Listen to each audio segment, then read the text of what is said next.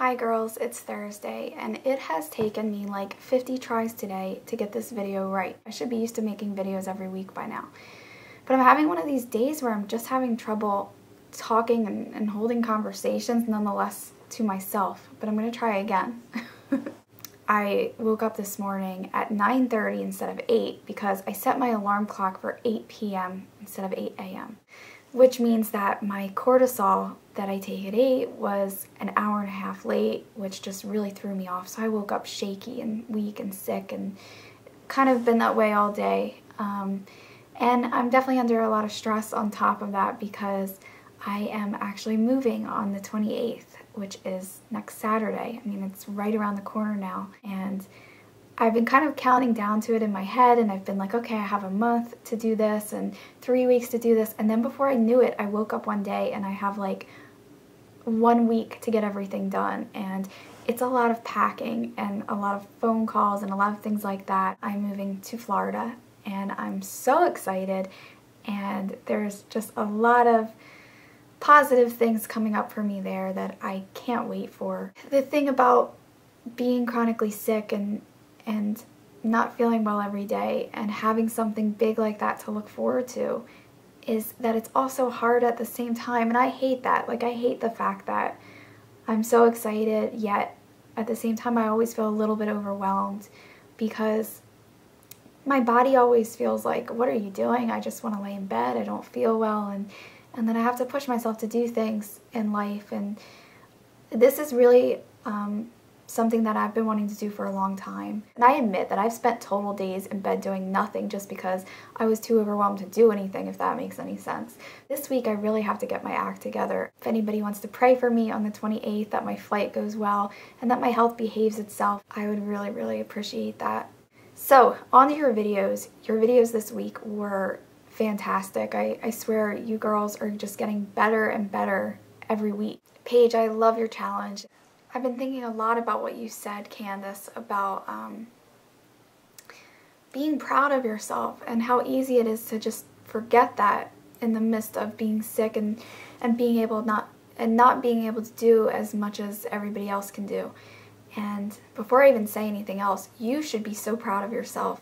I hope you realize what an amazing impact your writing has on people and that you truly have a gift. I'm so proud of you. I'm proud of all of you girls. Like Candace said, Paige, I'm so proud of how hard you work and how you've got like this silent strength and determination, and you just blow me away with the things that you do, and I know it's difficult. Like Candace said, for you, Nikki, so proud of you for your trip to England. I know that wasn't easy. I know it's hard to take a trip by yourself, and it's even harder when you're doing an international flight and, you know, it's a long flight.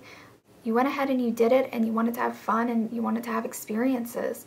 And that takes a lot of determination and a lot of strength. And Shannon, I'm so proud of the way that you share yourself and your story with the world. And all of the videos that you've made have just been so powerful. That video that you posted where you were crying and having a really tough day took so much guts. Like, there are not many people who could share such raw emotion on camera like you did. And when you did that, you made so many people feel less alone. I'm losing my voice, girls. How am I supposed to make a video if I'm losing my voice? I sound like a boy that's going through puberty right now.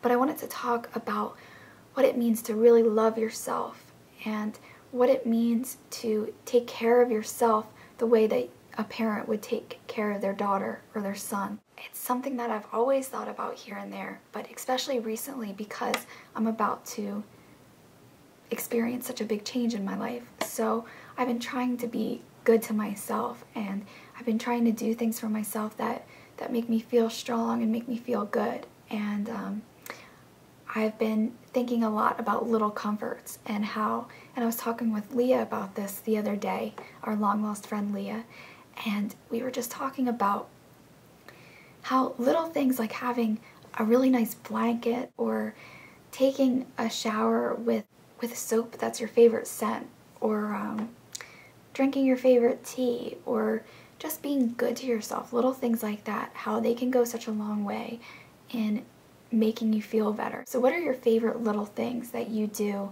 that are kind of like a pick-me-up for you? I've just been easy on myself for the last couple of weeks, and so it got me thinking about how important it is to be your own best friend and to always have your own back. And I think that as women, a lot of us don't do that. I think that society kind of teaches us to be hard on ourselves and to be critical of our bodies and of who we are.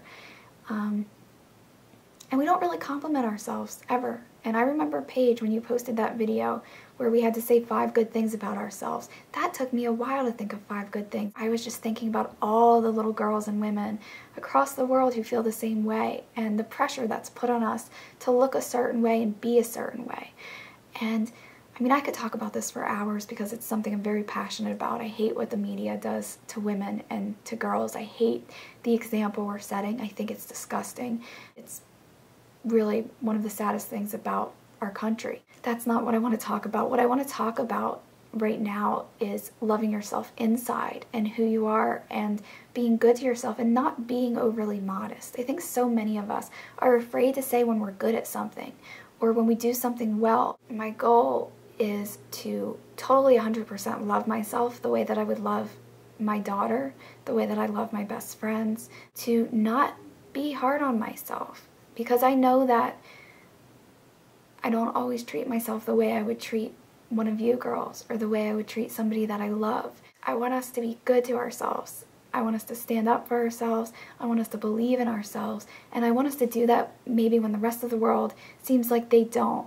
Because, you know, I've been thinking a lot about the fact that I'm kind of stuck with myself. I mean, I'm the one person who's always with me, and I'm the one person that's always going to be with me. And I need to really learn to be good to myself and setting standards for myself and eating well and taking care of myself the best way that I can, but also even more than that, emotionally just being supportive of myself. Do you love yourself? Are you good to yourself? Are you your own best friend, or are you your own worst enemy? Because if you're watching this and you're thinking, wow, I'm not very good to myself, I don't really like myself, I'm not really proud of myself, stop for a minute and realize that all you really got is you. I mean, you might have a boyfriend or a girlfriend or friends or good family, but in the end, you've got yourself and you've got to love yourself. Instead of focusing on the fact that your waist isn't small enough, or your hair isn't pretty enough, or you're not good enough at something, focus on the things that you are good at and the things that you like about yourself and your appearance. That's my goal, and hopefully you guys share that goal with me a little bit. That's also what I'm proud of about myself, because I grew up really not liking who I was. I was terribly made fun of in middle school, and I never really felt like I fit in anywhere, and I had this really awkward haircut, and so I was picked on. I was different. I wasn't really afraid to be different, but not being afraid to be different is what got me picked on even more. So I grew up with this low self-esteem for years and years, and ironically being sick kind of forced me to look into myself and made me realize how strong I am and what a good person I am. But it's taken me years, and I still have days where I hate how I look and I hate who I am and I hate everything, and then I just have to remind myself of all the good things and kind of tell myself, hey, I'm not gonna do this anymore. The other thing to remember is don't let people in your life who don't make you feel good about yourself. If you've got somebody in your life and they make you feel bad about who you are, whether it's physically or who you are inside, get rid of them. There are so many good people out there, and people like that are not worth your time. Why on earth do I hear a dial tone right now? What is that? Would it be crazy if the phone was off the hook and they heard this whole conversation? Who the heck is she talking to? Me and my one-sided conversation. One more thing that I wanted to add. If you haven't already signed up to the dysautonomiaconnection.com, you should go ahead and do that. It is really becoming an amazing community of people. It's become more than just a message board. It's become a support system. and I think all of you would benefit from it. So head over there and sign up. We've got a lot of exciting things coming up. Everybody's working really hard to come up with new ideas, and we're open to your ideas. Also check out the .org site as well, and you'll see all of our videos there. So proud of everybody at TDC, so proud of Dave and all the work he's done, and everybody there. I mean, everybody's just been incredible. So something that's another thing that I'm so proud of is to be a part of that organization. Sign up, and I hope to see you there. And girls, I hope you're all doing well. Nikki, I think you're still in England. I can't wait to hear all about it. And Candace, I hope you're feeling better. And Paige and Shannon, I hope you're doing great. And I will see you tomorrow, Shannon. Love you, girls.